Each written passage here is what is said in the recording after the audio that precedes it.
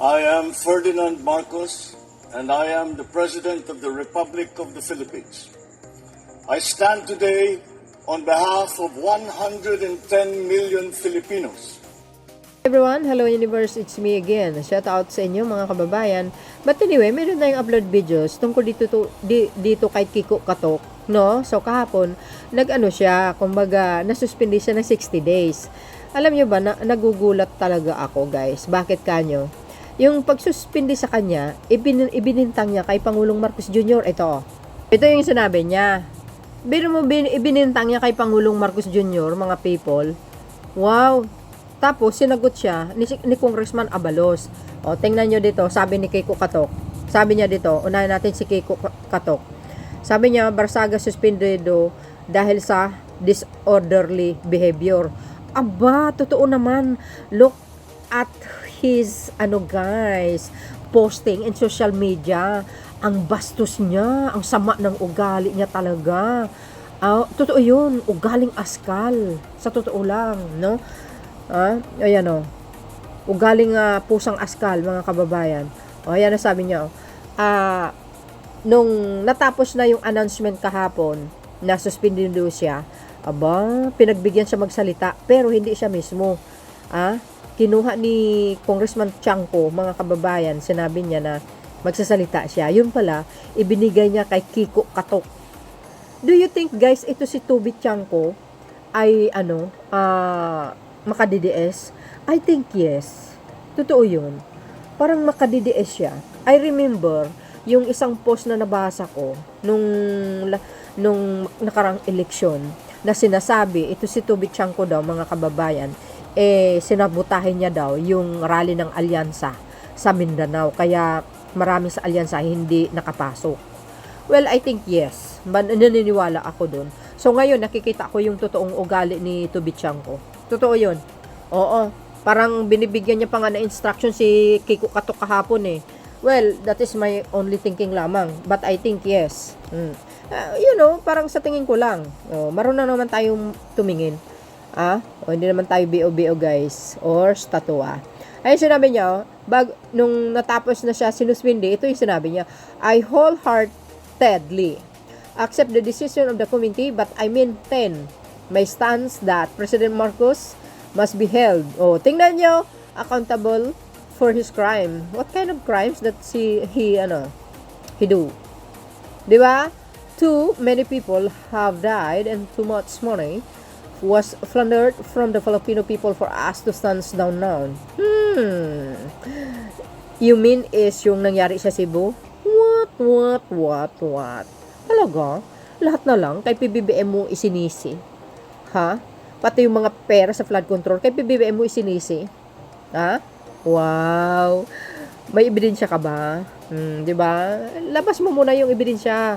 Actually, mga kababayan, sa nakikita ko sa social media ngayon, ang dami talagang nagtatanggol kay Pangulong Marcos Jr. Oo, nagiging matalino ang mga Pilipino ngayon. Kasi sabi nila, hindi kami basta-basta naniniwala as long as na walang ebidensya. It's a matter of heresy daw. Sabing ganun, sa mga nabasa ko. Tama yun. Ito, alam nyo, ito si Kiko Katok, it's a part of destabilization. Yan, hindi mawala yun sa sinabi ko.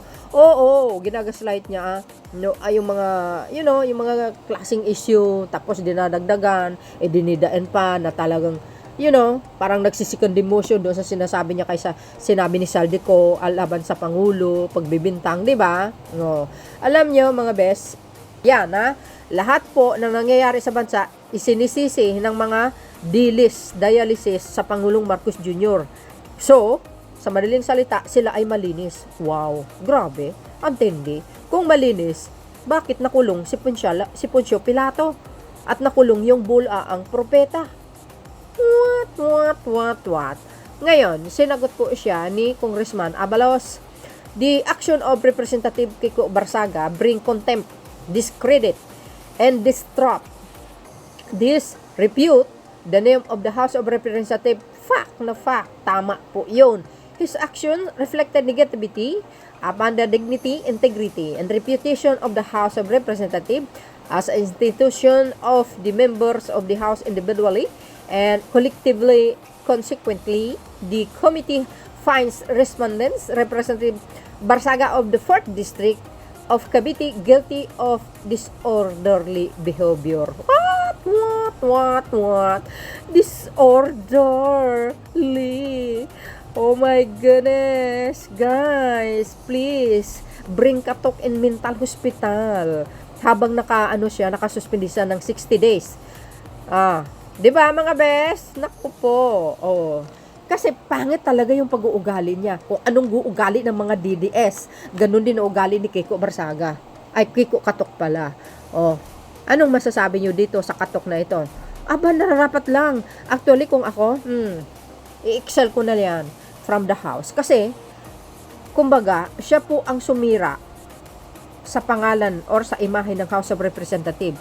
Walang respeto. No, parang hindi siya congressman. Aywan ko ba sa mga taga-Dasma Riñas? Hello. Ayan, shout out sa mga taga-Dasma. Ano nangyari dito sa congressman nyo? Pinabayaan nyo. Diba? Hindi nyo dinala sa mental. My goodness, Kiko Katok.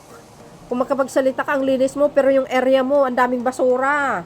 Sa Dasma, dapat yun. Nagwawalis ka. O, diba? So, dahil dito sa pagkasuspindi niya, mga kababayan, anong sinabi ng House sa kanya? Kailangan niya tanggalin ang mga pinost niya sa social media. Pag hindi, ito ang mangyayari. Oh my goodness.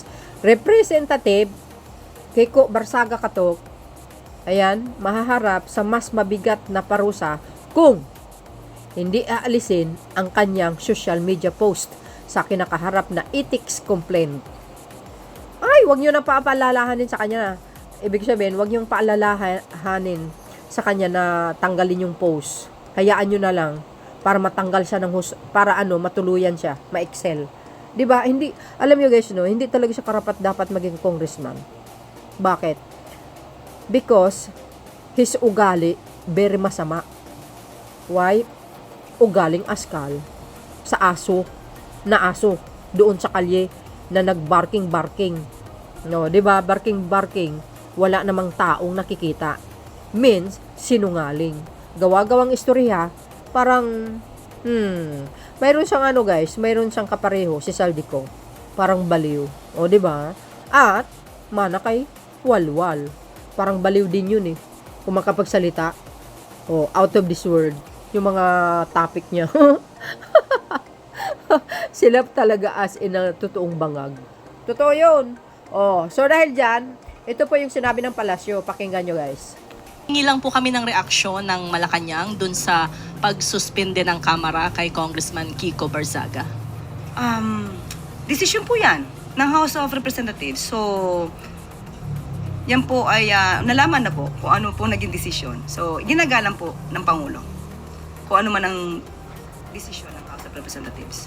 Ang dating po kasi kay Congressman Barsaga ay sinuspindi siya. Bagamat Kamara yung nagpataw ng suspension, ay sinuspindi siya ng Administrasyong Marcos na maraming kaalyado sa Kamara dahil dun sa pagiging critical niya sa presidente. Ano pong masasabi ng palasyo? In other words, sinasabit niya ang pangalan po ni Pangulo dahil sa kanyang pagkakasuspindi. Unang-una po yung mga lewd photos na kanyang pinost. Hindi naman po kasama ang Pangulo nung ito ay kanyang ginawa. Hindi naman kasama ang Pangulo nung ito'y pinost. At yung mga sinasabi niya, mga umanong disinformation laban sa AFP, hindi rin po yata kasama ang Pangulo sa kanyang mga umanong disinformation. So sa atin na nakikita rito, ginagamit lamang ang pangalan ni Pangulong Marcos Jr. para ma-justify ang kanyang mga ginagawang disinformation. Thank you guys for watching. See you again on my next upload. Bye and baboos. God bless Philippines.